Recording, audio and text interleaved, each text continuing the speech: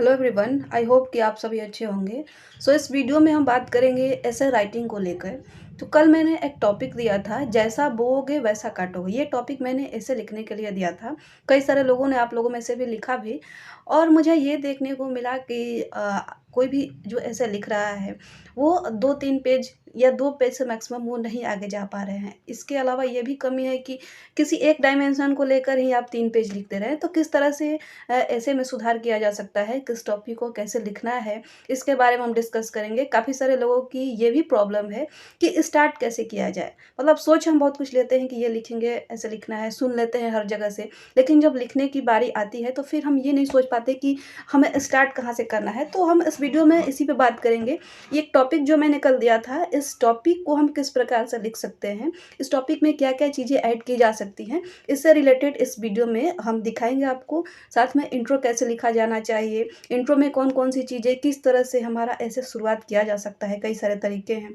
तो सब चीज़ हम इस वीडियो में देखेंगे। इस टॉपिक में क्या क्या डायमेंशंस ऐड किए जा सकते हैं, ये भी हम डिस्कस करेंगे।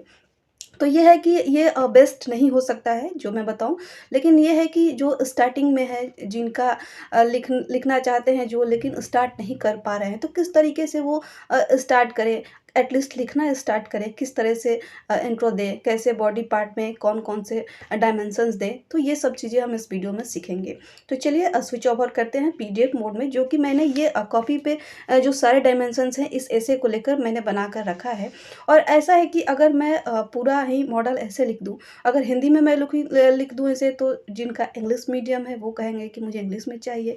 अगर इंग्लिश में लिख दूँ तो जिनका हिंदी मीडियम है वो कहेंगे कि मैम हिंदी में चाहिए। तो इस वजह से मैंने पूरा मॉडल ऐसे नहीं लिखा है। जो भी इसके पॉइंट्स हैं, जो भी इसके डायमेंशंस हैं, जो कि लिखा जा सकता है, वो मैं यहाँ पे डिस्कस करूँगी। और अगर आपने कल वाला ऐसे नहीं लिखा है तो उसको फिर आप इस वीडियो को देखने के बाद एक बार फिर से लिखने का कोशिश करिएगा। फिर देखिएगा कि आप कितना अच्छा लिख पाते हैं। चलिए स्टार्ट करते हैं वीडियो। हमारा टॉपिक था कि जैसा बोओगे वैसा काटोगे। ये टॉपिक मैंने कल आप लोगों के लिए दिया था ऐसे लिखने के लिए। आप लोगों में से बहुत सारे लोगों ने कोशिश की, बहुत अच्छी कोशिश की। और इससे रिलेटेड कई सारे लोगों ने ये भी पूछा कि इसकी स्टार्टिंग कैसे की जाए, ऐसे स्टार्ट करना समझ में नहीं आ रहा है। तो ये सब चीज़ ही हम इस वीडियो में डिस्कस करेंगे। जैसा कि ये टॉपिक है हमारे सामने कि जैसा बोओगे वैसा काटोगे। तो इस टॉपिक से हमें क्या समझ में आता है, कई सारे जगह पे हमें ये टॉपिक सुनने को मिलता है। अब इस पे हमें पूरे 700-800 वर्ड्स में ऐसे लिखने हैं, तो क्या क्या चीज़ें हम इस ऐसे में शामिल कर सकते हैं। जैसे कि अगर इस ऐसे की शुरुआत करने को कहा जाए, तो इस ऐसे को शुरुआत हम किसी काल्पनिक कथा से कर सकते हैं। काल्पनिक कथा क्या हो सकता है वो मैं आगे बता रही हूँ। इसके बाद इस ऐसे की शुरुआत रामचरितमानस की एक प्रसिद्ध चौपाई है, जो कि है कर्म प्रधान विश्व रचि राखा, जो जस करहिं सो तस फल चाखा। इस चौपाई से भी आप इसकी शुरुआत कर सकते हैं। इसके अलावा कबीर दास की भी एक चौपाई है कि कबीर कमाई आपनी कबहू न निष्फल जाए, सात समुद्र आड़ा पड़े मिले अगाड़ी आए। तो कबीर दास ने भी यही कहा है कि जो अपनी कमाई है, जो अपने कर्म है, वो कभी निष्फल नहीं जाता है। सात समुद्र पार भी अगर आप भाग के चले जाएं तो भी जो आपका किया हुआ कर्म है वो आपके आगे आता ही है। तो इस तरह से आप अपने ऐसे की शुरुआत कर सकते हैं, दोहे से, किसी कोट से। अगर आपका इंग्लिश मीडियम भी है फिर भी आप इस तरह के दोहे, चौपाई, कोट्स लिख सकते हैं और फिर उसका इंग्लिश में डिस्क्रिप्शन दे सकते हैं कि आखिर ये कह क्या रहा है। तो इस तरह से इंग्लिश मीडियम वाले भी ऐसे स्टार्ट कर सकते हैं। हिंदी में किसी कहावत को लिखकर, किसी कोट को लिखकर, किसी चौपाई को लिखकर, फिर उसका डिस्क्रिप्शन आप इंग्लिश में कर दीजिए। और जिनका हिंदी है फिर वो आगे हिंदी में ही डिस्क्राइब करेंगे। तो इस तरह से 2 चौपाई, एक कबीर दास की के द्वारा दोहा और एक रामचरितमानस की चौपाई, ये 2 तरीके हो गए इस ऐसे को स्टार्ट करने का। तीसरा तरीका मैंने इमेजिनरी स्टोरी बताई, यानी कि काल्पनिक कथा। काल्पनिक कथा क्या हो सकती है, कोई 2 आप दोस्त ले लीजिए, मान लीजिए किसी का नाम धनराज है, किसी का नाम धनीराम है। तो ये दोनों दोस्त थे। इसमें से एक जो था वो काफ़ी ज़्यादा समृद्ध होने लगा, उसके पास काफ़ी सारा धन आने लगा, दोनों का घर आस-पास ही था। तो दूसरे को देखकर उसके मन में जलन आई। तो उसने क्या किया कि सोचा कि चलो रात में ये लौट कर घर पे आता है तो घर के आगे एक गड्ढा खोद देते हैं और रात को आएगा, ये गिर जाएगा, फिर ये मर जाएगा, फिर इसकी सारी संपत्ति खराब हो जाएगी, इसका परिवार खराब हो जाएगा। तो इस तरह से उसके मन में ईर्ष्या की भावना आई और उसने एक गड्ढा खोद भी दिया। लेकिन क्या हुआ, अगले दिन ही वो ही रात को आ रहा था कहीं बाहर से, और वो खुद ही जिसने खोदा था गड्ढा, खुद उसमें गिर गया। और कितना भी चलाया, रात का समय था, कोई भी उसका हेल्प करने के लिए नहीं आया और अंततः उसकी दुखद मृत्यु हो गई। तो इस तरह से इस काल्पनिक कथा से और कोई भी कहानी हो सकती है जो आपको पता हो, और ऐसे कहानी से आप इस ऐसे की स्टार्टिंग कर सकते हैं। अब कहानी आपने लिख दिया या चौपाई आपने लिख दिया। अब आगे आप क्या बताएँगे इसमें, कि आगे आप बताएँगे कि ये जो कहानी है, ये मात्र एक काल्पनिक कथा नहीं है। ये जो चौपाई है, ये मात्र ऐसे ही नहीं कहा गया है। ये सच है, ये हमारे आज के जो सोसाइटी है, आज का जो हमारा समाज है, इसके बारे में बताता है कि हम जैसा करेंगे, वैसा ही हमारे सामने आएगा। ठीक है? तो अब इस तरह से हमारा जो इंट्रोडक्शन है वो तैयार हो जाता है। इस तरह से तीनों में से किसी से भी आप स्टार्ट कर सकते हैं। कोई और भी आपके पास तरीके हों तो वो आप स्टार्ट कर सकते हैं। ये बेस्ट तरीका नहीं हो सकता है, मैं बार-बार कहती हूँ कि जो मैं बताऊँ वो बेस्ट नहीं हो सकता है, लेकिन हाँ, ये है कि जो स्टार्ट नहीं कर पा रहे हैं, क्या लिखना है, क्या नहीं लिखना है, तो वो इस तरीके को अपना सकते हैं, ऐसे लिख सकते हैं। नेक्स्ट है body part of the essay, यानी कि अब हमें अलग-अलग डायमेंशंस दिखाना है कि किस तरीके से हम इस जो कहावत है कि जैसा बोओगे वैसा काटोगे, तो कैसे हम इसको जस्टिफाई करेंगे। तो पहला हम किसी माइथोलॉजिकल स्टोरी यानी कि किसी पौराणिक कथा का उदाहरण दे सकते हैं। पौराणिक कथा में हमें क्या याद आता है, तो द्रौपदी और कौरव के बीच में जो भी हुआ। तो कौरव क्या किए कि द्रौपदी का उपहास किया गया, उनके द्वारा द्रौपदी की बेइज्जती की गई, और उसके परिणाम स्वरूप क्या हुआ कि कौरवों का, उनके पूरे खानदान का एक दुखद अंत हुआ।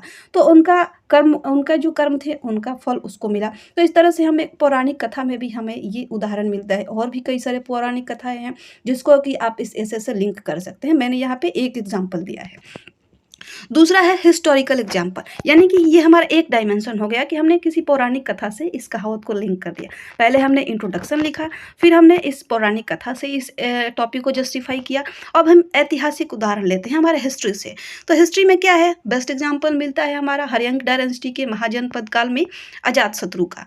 तो अजातशत्रु क्या करता है, अपने पिता बिंबिसार की हत्या कर देता है, राजा बनने की लालच में, राजा बनने की इच्छा में, और राजा बनता भी है। लेकिन फिर क्या हुआ, कुछ सालों तक राज करने के बाद उसका पुत्र उदयन होता है, और सेम उसी तरीके से जैसे उसने अपने पिता को मारा था, अजातशत्रु को भी उदयन मार देता है। तो अजातशत्रु के किए जो कर्म थे उसका फल उसे मिला। तो इस तरह से ये एक ऐतिहासिक उदाहरण हो सकता है। और भी हिस्ट्री से कई सारे एग्जाम्पल हैं जो कि अंग्रेजों के साथ मिलकर, जैसे जयचंद हो गए, और भी कई सारे ऐसे पर्सनालिटीज आपको हिस्ट्री में मिल जाएंगे जो कि गद्दारी की है अपने राजा के साथ या अपने राज्य के साथ। तो उन सब का एग्जाम्पल आप दे सकते हैं कि कैसे वो गद्दारी किए, गलत काम किए, फिर उनका वो नतीजा उनका भी बुरा ही हुआ। नेक्स्ट है इंटरनेशनल इवेंट्स। अब हमने दो डायमेंशन कवर किया। नेक्स्ट हम अंतर्राष्ट्रीय उदाहरण क्या क्या दे सकते हैं, तो हम पाकिस्तान का उदाहरण यहाँ पे ले सकते हैं। जैसे कि किसी दूसरे देश में घुसपैठ करना, बॉर्डर अटैक करवाना, सीज फायर करना, आतंकवाद को बढ़ावा देना, तो ये सब चीज़ें पाकिस्तान करता है। उसके बदले में उसे क्या मिलता है, उसके देश में गरीबी है, माल न्यूट्रिशन यानी कि कुपोषण की समस्या देखने को मिलती है, जीडीपी उसका लगातार नीचे गिरता है। तो ये सब चीज़ें हमें देखने को मिलता है कि वो अगर गलत रास्ते अपना रहे हैं तो फिर उन्हें गलत परिणाम भी मिल रहा है। तो पाकिस्तान का यहाँ पे एग्जाम्पल हो सकता है जो कि इंटरनेशनल से हम इसे कनेक्ट कर सकते हैं इस कहावत को। अगर इकोनॉमिकली देखा जाए तो चाइना का यहाँ पे एग्जांपल दिया जा सकता है। अब चाइना को हम कैसे लिंक कर सकते हैं इस ऐसे से, तो चाइना क्या करता है कि कर्ज तले दबा देता है बहुत सारे देशों को। श्रीलंका का एग्जांपल है, पाकिस्तान का एग्जांपल है। तो क्या वो अपने आर्थिक स्थिति को बढ़ाने के लिए कि दूसरे देशों को हम कर्ज देंगे, फिर हमारी आर्थिक स्थिति, इतना ज़्यादा कर्ज देंगे, फिर वो चुकाएंगे, फिर हमारी आर्थिक स्थिति सुधरेगी। लेकिन परिणाम स्वरूप क्या होता है, वो कर्ज तले इतने दब जाते हैं कि चाइना पर से उनका विश्वास खत्म होता जा रहा है, और फिर वही नाइबरिंग कंट्रीज, वही पड़ोसी देश भारत के तरफ इन्वेस्टमेंट के लिए आगे आ रहे हैं। तो ये एक इकोनॉमिकल हो सकता है डायमेंशन जो कि हम इस ऐसे के साथ लिंक कर सकते हैं। नेक्स्ट है, अब हम देखते हैं कि हर चीज़ यानी कि जो भी कर्म है, जो भी काम है, वो मतलब ऐसा नहीं है कि सिर्फ बुरे काम का ही बुरा नतीजा हो रहा है, कोई अच्छे काम भी हो रहे हैं। तो हमें ऐसे को बैलेंस करना है। अब तक हमने नेगेटिव चीज़ें देखा कि जो खराब कर्म किया है उसको खराब रिजल्ट मिला, लेकिन कुछ अच्छे कर्म भी किए जाते हैं, कुछ अच्छे काम भी किए जाते हैं, तो उस अच्छे काम का अच्छा परिणाम भी मिलता है। जैसे कि अब आप किसी पर्सनालिटीज़ का एग्जाम्पल दे सकते हैं, कैलाश सत्यार्थी, मलाला यूसुफजई। तो ये लोग अलग अलग फील्ड में अच्छे कर्म किए और इसके बदले में इन्हें नोबेल पुरस्कार प्रदान किया गया। अच्छे काम किए तो इन्हें अच्छा फल भी मिला, अच्छा पुरस्कार मिला इन्हें, कई सारे लोगों के बीच ये प्रसिद्ध हुए। तो इस तरह से और भी कई भी पर्सनालिटी, जैसे हाल ही में अभी भारत रत्न दिया गया है, तो करंट के साथ इसको आप लिंक कर सकते हैं कि कुछ अच्छे काम किए हैं इन लोगों ने, क्या-क्या अच्छे काम किए हैं, वो सब आप इनके बारे में पढ़ा होगा, सुने होंगे। तो ये सब चीज़ें आप इसमें ऐड कर सकते हैं कि अच्छे काम किए इन्होंने, अब इन्हें सम्मानित किया जा रहा है। इनका नाम लिया जा रहा है, ये प्रसिद्ध है हमारे समाज में अच्छे कर्मों के लिए। तो अच्छा काम किया है तो इन्हें अच्छा फल मिल रहा है। तो इस तरह से आप पॉज़िटिव साइड भी यहाँ पे लिख सकते हैं कि हम अच्छे काम करेंगे, अच्छा फल मिलेगा, बुरा काम करेंगे, बुरा फल मिलेगा। दोनों तरफ से हमने इस एसे को बैलेंस किया लिखते हुए। तो ये इस तरह से हमने 5 डायमेंशंस कवर किया इस एसे में। नेक्स्ट हम इंडिया का एग्ज़ाम्पल दे सकते हैं अच्छे कर्म में। तो अच्छे कर्म इंडिया का क्या हो सकता है? कोविड-19 के दौरान सभी देश में त्राहिमाम मचा हुआ था। उस समय भारत जो था, वैक्सीन हो गया या और भी कई सारे चीज़ें जो ज़रूरत की चीज़ें थी, तो वो भारत प्रदान करता है अपने पड़ोसी देश को या और भी कई देशों को। तो वो सेल्फलेस प्रोवाइड करता है, उसकी कोई स्वार्थ नहीं होता है इसमें भारत का कि उसके बदले में हमें कुछ चाहिए, हम आपकी मदद कर रहे हैं तो। और इस तरह से क्या होता है कि पड़ोसियों का विश्वास जीतता जा रहा है भारत, और इसमें भारत एक नया सुपर पावर बनता जा रहा है। हमारा देश 4th लार्जेस्ट जीडीपी बन गया है। तो ये कैसे हुआ? तो ये तभी हुआ जबकि हम हमारा पॉजिटिव और सेल्फलेस पॉलिसीज़ हैं कि हम बिना स्वार्थ के दूसरे देशों को मदद करते हैं, पड़ोसी देशों की मदद करते हैं। तो हम अगर अच्छे काम कर रहा है भारत, तो उसे अच्छा फल मिल रहा है। हमारा जीडीपी लगातार आगे बढ़ रहा है, हर चीज़ हमारी आगे जा रही है। तो कई सारे एग्ज़ाम्पल आप यहाँ पे, कई सारे रिपोर्ट्स वगैरह इस सब का भी एग्ज़ाम्पल यहाँ पे आप दे सकते हैं। तो इस तरह से इतना चीज़ अगर आप लिखेंगे तो ये आराम से 6-7 पेज तक इतने इतने डायमेंशंस कवर हो जाएँगे। अगर हम लास्ट में इस एसे का कंक्लूज़न देखें, तो कंक्लूज़न में आप यहीं से कंक्लूड कर सकते हैं कि कर्म इज़ सुप्रीम पावर, यानी कि कर्म ही प्रधान है। और तुलसीदास जी का यहाँ पे एक प्रसिद्ध कहावत है कि सकल पदारथ एहि जग माही, कर्महीन नर पावत नाहीं। यानी कि जो अच्छे कर्म नहीं करते हैं तो उन्हें अच्छे फल कभी नहीं मिल पाता है। यानी कि अगर आप कर्म करेंगे तो ही आपको फल मिलेगा, अच्छे कर्म करेंगे आप, अच्छा फल मिलेगा, और अगर बुरे कर्म आप करते हैं तो आपको बुरा फल भी मिलेगा। तो इस तरह से आप इस एसे की एंडिंग कर सकते हैं। और भी कई सारे, मतलब एसे का कंक्लूजन जो है वो एक पॉजिटिव के साथ रहना चाहिए, किसी कोट से एंडिंग होना चाहिए। तो इस तरह से आप कर्म ही प्रधान है, कर्म इज सुप्रीम पावर, इस तरह से आप इस एसे की एंडिंग कर सकते हैं। तो आई होप कि यहाँ तक जो भी मैंने बताया इस एसे में, आप जिन्होंने अभी तक नहीं लिखा था वो लिखने का प्रयास करेंगे। सो आई होप कि जो भी मैंने चीज़ें इस ऐसे में डिस्कस किया वो आप सभी को समझ में आया होगा। सो जिन्होंने अभी तक इस ऐसे को लिखने का कोशिश नहीं किया था, वो ज़रूर लिखेंगे एक बार इस वीडियो को देखने के बाद। जो भी डायमेंशन मैंने इसमें बताया है, ये सब भी डायमेंशन अगर आप लेते हैं तो एक अच्छा ऐसे कहा जा सकता है इसको। तो जितना भी आप पीडीएफ पढ़ लीजिए, कितना भी कोट्स याद कर लीजिए, कितना भी वीडियो देख लीजिए, लेकिन जब तक आप खुद से पेपर पेन लेकर नहीं बैठेंगे, नहीं लिखेंगे, तो आपको लिखना नहीं आएगा। अब इतना मैंने आपका हेल्प कर दिया, किस तरह से आप स्टार्ट करेंगे, कंक्लूजन में आपको क्या देना है, किस तरह से बॉडी में कौन-कौन से डायमेंशंस ऐड करने हैं, ये सब मैंने बता दिया। तो बस अब आपका काम रह गया कि अब आपको लिखना है। अब आप कैसे लिखते हैं, कितना लिखते हैं, ये अब आपके ऊपर डिपेंड करता है। तो आई होप कि इस वीडियो में जो भी मैंने बताया वो हेल्पफुल रहा होगा आप लोगों के लिए। सो इस वीडियो में बस इतना ही। मिलते हैं फिर किसी नेक्स्ट वीडियो में। वीडियो देखने के लिए बहुत-बहुत धन्यवाद।